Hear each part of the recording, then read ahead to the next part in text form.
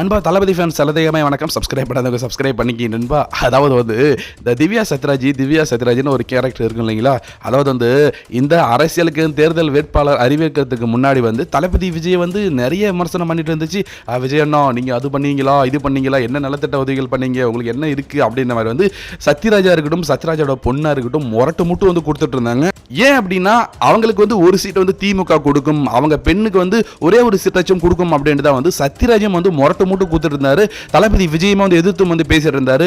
ஆனா ஒரு ஷாக்கிங்கான விஷயம், சத்யராஜா இருக்கட்டும், சத்யராஜ பொண்ணா இருக்கட்டும் ரொம்பவே ஷாக் ஆகி இப்ப மன உளைச்சல் இருக்க தகவல் என்னன்னா, திவ்யா சத்யராஜா வந்து சீட்டை வந்து கொடுக்கலைங்க. அது வந்து சத்யராஜுக்கும் வந்து ஒரு பெரிய மனவலியையும் மன கஷ்டத்தையும் வந்து நம்ம கட்டப்பாக்கு வந்து ஏற்படுத்தி இருக்கோம். அது மட்டும் கிடையாது, திவ்யா சத்யராஜுக்கும் வந்து இது ஒரு பெரிய ஏமாற்றமா இருந்துட்டு இருக்கான். ஏன்னா வந்து சீட்டு கிடைக்கும் அப்படின்றதுக்காக தான் வந்து திமுக கூடவே வந்து சுத்திட்டு இருந்தாங்க, சப்போர்ட் பண்ணிட்டு தளபதி எதிர்த்துலாம் இருந்தாங்க. ஆனா இது ஒரு பெரிய அதிர்ச்சியா இருந்துட்டு இருக்கு. இப்ப சமீப காலமா எலெக்ஷன் டேட்டும் வந்து சொல்லிட்டாங்க. ஆனா ரீசெண்டா நீங்க வந்து பார்த்திருப்பீங்க, திவ்யா சத்யராஜ் வந்து திரும்பவும் வந்து அந்த டாக்டர் சம்பந்தப்பட்ட அந்த ஒரு வீடியோக்கள் தான் போட்டுட்டு இருக்காங்களே தவிர தளபதி விஜய் எதிர்த்தோ திமுக ஆதரிச்சும் வந்து எதுவும் பேசுறது கிடையாது. சத்யராஜோட நீங்க வந்து பார்த்திருப்பீங்க, சத்யராஜும் கூட வந்து எந்த ஒரு திமுக சப்போர்ட் பண்ணி எந்த ஒரு வீடியோ வந்து போடுறது கிடையாது, யாருமே வந்து இவங்க போடுறது கிடையாது. ஏன்னா அவங்க ரெண்டு பேருக்கு வந்து ஒரு பெரிய பெரிய பெரிய ஏமாற்றம் அப்படின்றது வந்து திமுக வந்து கொடுத்துருக்கு.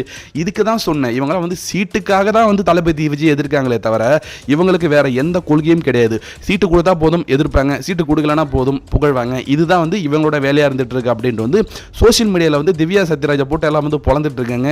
உங்கள் எண்ணத்துக்கு இது வேணும் தான், எங்கள் விஜயனை நீங்கள் பேசுனீங்கல்ல, என்னென்ன பேசுனீங்க, உங்களை பாருங்க, உங்களை வந்து அப்படியே தூக்கி போட்டுட்டு போயிட்டாங்க திமுக, இப்போ நீங்கள் என்ன பண்ணீங்க, உங்கள் முகர கட்டி எங்கே வைப்பீங்க அப்படின்ட்டு வந்து திவ்யா சத்யராஜை போட்டு பொழந்து பொழந்துட்டு இருக்காங்க. ஒரு பக்கம் கட்டப்பாவும் வந்து வீட்டில் கதறிட்டு இருக்கிறதாவும், திவ்யா சத்யராஜும் வந்து வீட்டில் வந்து புலம்பிட்டு இருக்கிறதாவும் வந்து சொல்லிட்டு இருக்காங்க.